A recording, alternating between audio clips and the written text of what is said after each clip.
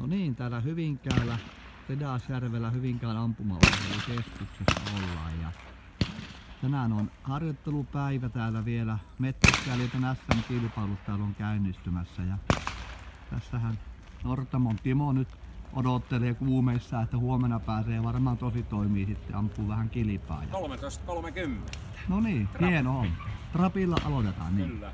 Hieno homma. Miten se ammunta on kulkenut?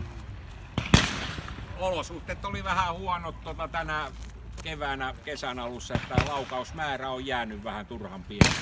Olisi kuukauden saanut kauemmin ampua, mutta tässä iässään se päivän kunto heittelee niin paljon. No ei muuta kuin huomenna kaikki kiekot Kaikki rikki. kohdalleen niin. Näin se menee. Sitten katsotaanpas täällä. Tässähän on sitten meillä vähän virittänyt tähän kamppeita näytille Sanelin veitsi ja Matti Hioma kivi ja kaikki verotuslaitteita veitsillä. Ja sitten on täällä Optikon oma kautta Sukkarin oma tuote, mikä valmistetaan Oulussa. Siinä on Optikon oma, käy kaikki silmälasipinnat, tietokone, televisionäytöt ja kaikki mahdolliset. Ja Suutari oma on kotimainen luonnontuote, missä on mehiläisvaha pohjalla, parafiiniöljy, kaneelehti, öljy, rasva.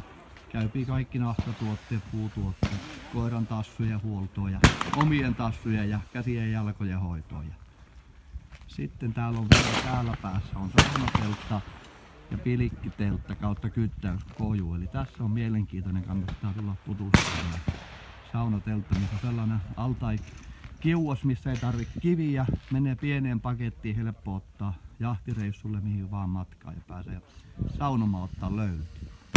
Ja pilikkikoju tosiaan aisnomaatti, missä on nyt sukset alla, siihen saa myös tarvittaessa on renkaat ja pystyy kyyhkyjahtiin, hanhipasti, pellon laitaan löytyy valkoisella värillä esimerkiksi, jos laitetaan pellopallon viereen, niin ei linnut tiedä mitään. Ja tulkaahan tutustumaan, eli Kaidantain tie on osoite tänne Tedasjärvelle Hyvinkään ampumaurheilukeskus.